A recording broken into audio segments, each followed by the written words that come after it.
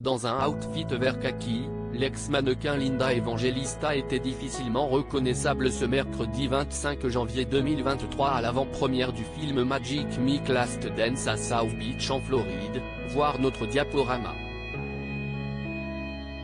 Pour rappel, après avoir disparu des radars pendant des années, l'ancienne star des podiums refaisait surface en septembre 2021 en déposant plainte contre une clinique de chirurgie esthétique, Zeltic Aesthetics Incorporée, la maison mère derrière Cool Sculpting, affirmant alors avoir été déformée du visage par celle-ci.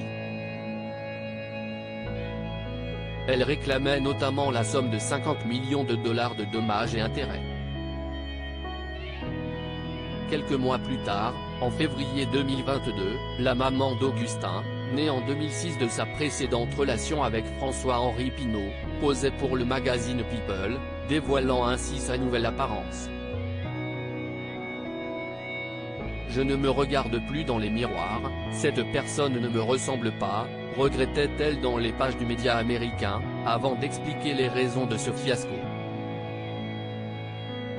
Dans les 3 mois ayant suivi un traitement qu'elle prenait et qui était censé détruire ses cellules graisseuses par le froid à l'aide d'appareils approuvés par la FDA, l'agence de santé américaine, note de la rédaction, elle avait constaté que plusieurs zones de son corps se mettaient à gonfler et durcir jusqu'à s'engourdir.